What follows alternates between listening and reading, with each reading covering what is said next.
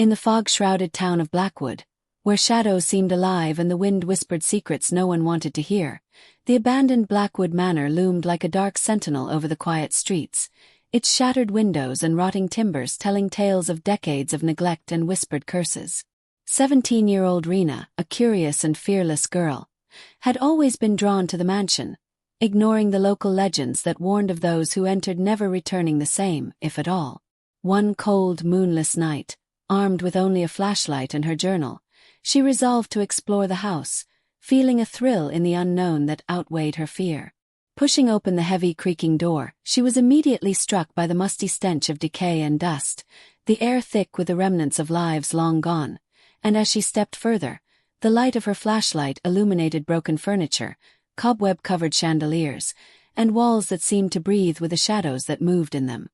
Her heart raced, yet she pressed on, documenting everything, each creak of the floorboards and whisper of the wind that seemed almost like voices calling her name. It started with faint whispers from the walls calling softly,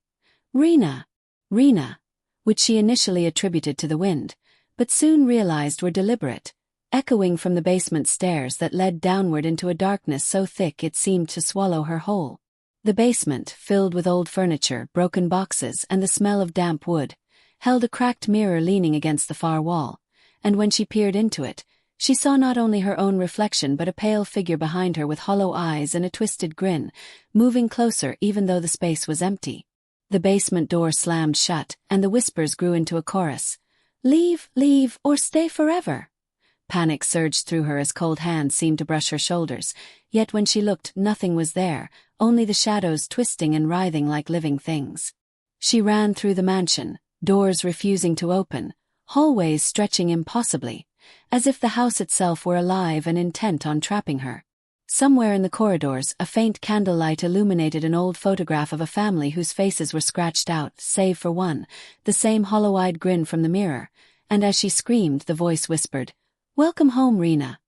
In that instant, memories of townsfolk speaking of the curse, of past explorers and children lost to the mansion, flashed through her mind, and she realized the spirits within were not merely angry. They were hungry for life itself, bound to the house by a terrible secret involving betrayal, murder,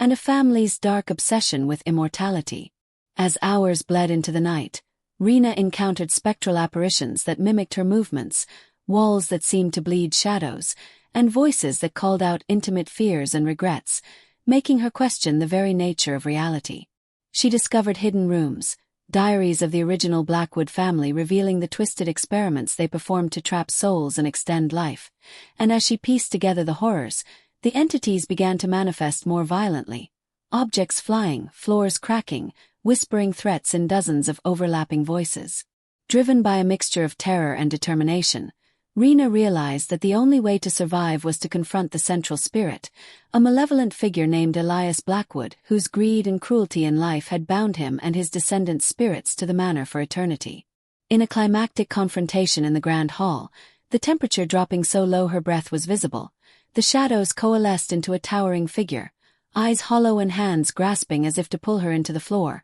while Rina used the knowledge from the diaries, invoking ancient protective symbols and speaking the true names of those lost souls to release their binding energy. The struggle seemed endless, with the house itself resisting, doors slamming, walls cracking, chandeliers falling, yet finally, with a blinding flash of light and a deafening silence, the spirits of Elias and the cursed family were expelled, their wails fading into nothingness as the house collapsed in parts around her. Exhausted, bleeding, and trembling, Rina emerged just before dawn, stepping into the pale light of morning, realizing the manor behind her was now silent, its curse broken but its memory etched into her forever. Though she survived, she carried with her the visions, the whispers, and the knowledge that some darkness, once encountered, never truly leaves, and as she walked back to town, she knew she had not only survived but grown stronger, a witness to the horrors that man and spirit alike can conjure, and a bearer of the story of Blackwood Manor, ready to warn or enthrall those who dare to listen.